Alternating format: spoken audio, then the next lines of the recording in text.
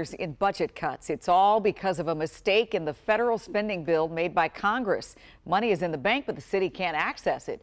The Senate approved a fix back in March, but the House hasn't passed a bill to restore those funds. And this all comes at a critical time as the city works to approve next year's budget. Our Katie Lusso is here with a new look at this prolonged battle that is truly coming to a head. Katie. Yeah, and Leslie, it was 2 months ago tonight that the Senate passed that bill, essentially righting this wrong, as they've called it, to give D.C. back its own money. Tonight, the mayor says it's that holdup in Congress that's partially to blame for the holdup on the release of the 2026 budget.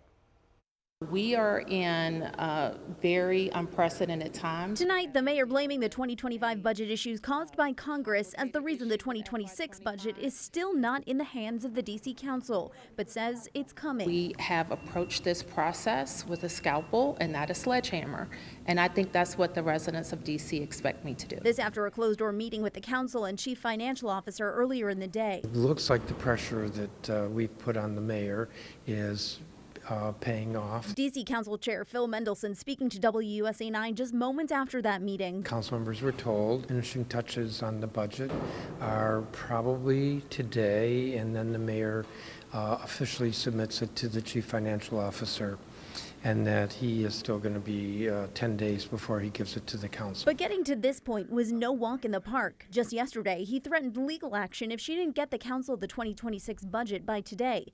That, he says, is now off the table. But the council says this delay is holding things up. Every day that is missed for us being able to weigh in on the budget is another opportunity lost for us to turn around the lives of young people and invest in district residents. And has some concerned about the proposed plans for RFK Stadium. We have $1 billion worth of cuts for this fiscal year. We have $1 billion worth of cuts over the financial plan for the next 5 years because of the economic downturn.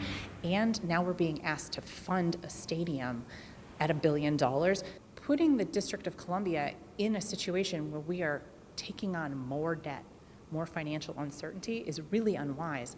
But we can't even have that conversation until we have the budget. It's off the table in my mind. So right now, April and May, this is the time conversations would normally be happening about the 2026 budget, but now they're not going to happen until June or July. Now, one last thing, the House still does not even have the D.C. Local Funding Act to fix the 2025 budget issues on their agenda. Tonight, Congresswoman Eleanor Holmes Norton put out a statement calling for the House to stop putting this on the back burner and bring this bill to the House and cast a vote, which, by the way, has the president's full support. Seems like a simple fix. If we could just get them to do their jobs, Katie, we'll see what happens. All right, at this hour.